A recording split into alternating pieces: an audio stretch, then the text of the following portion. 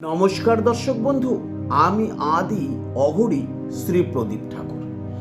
আপনার শ্বশুর বাড়িতে আপনাকে মানছে না, আপনার শ্বশুর বাড়িতে আপনার দেওর, আপনার ননদ, আপনার শাশুড়ি আপনার সঙ্গে দীর্ঘদিন ধরে অত্যাচার করছে, আপনার কোনো কথা তারা শুনছে না, এই রকম পরিস্থিতির মধ্যে যদি থাকেন, এই রকম যে কজন লোক আপনার কথা মানছে না, প্রত্যেকটা লোকের জন্য একটি করে লক্ষ্মী করি আপনাকে নিতে হবে।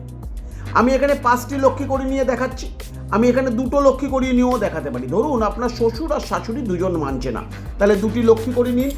2টি লক্ষ্মী করি নেওয়ার পর এই রকম একটি লাল কালির পেন, যেটাকে বলে মার্কার পেন, এই মার্কার পেন যেখানেই ছোঁয়াবেন সেখানেই কিন্তু দাগ পড়ছে। এই দেখুন, এই যে মন্ত্রটা আমি বলছি, এখানে আপনার শাশুড়ির নাম, এখানে শ্বশুরের নাম, যারা যারা মানছে না তাদের নামটি আপনাকে লিখতে হবে।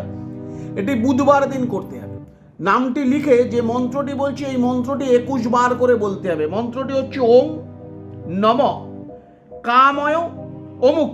অমুকের জায়গায় যে মানছে না আপনাকে, যদি শ্বশুর মশাই না মানে শ্বশুর মশাইয়ের নাম, শাশুড়ি না মানলে শাশুড়ির নাম, ননদ না মানলে ননদের নাম, যে মানছে না তার নাম পিয়ায়, তারপরে আবার অমুক অর্থাৎ আরেকজন যে মানছে না তার নাম, তারপর সন্মনায় জল জল প্রজ্জ্বলায় প্রজ্জ্বলায় অমুক হৃদয়।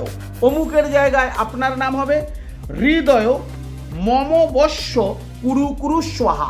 21 বার এক একটি কড়িতে জপ দেবেন, যেটায় তার নাম লেখা রয়েছে, এবং এই যে জিনিসটি রয়েছে তার কোনো বস্ত্র, অর্থাৎ যদি আপনার শ্বশুর না মানে শ্বশুরের কোনো বস্ত্র ঠিক এই কড়িটির মধ্যে পেঁচাবেন, পেঁচিয়ে এইটিকে আপনার শ্বশুর বাড়িতে যে কোনো একটি জায়গায় লুকিয়ে রেখে দেবেন, এটিকে আর বের করবেন না।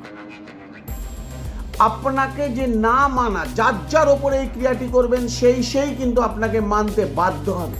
এটি কিন্তু জাগ্রত একটি ক্রিয়া, শুধুমাত্র লক্ষ্মী কড়ির দ্বারাই সম্ভব।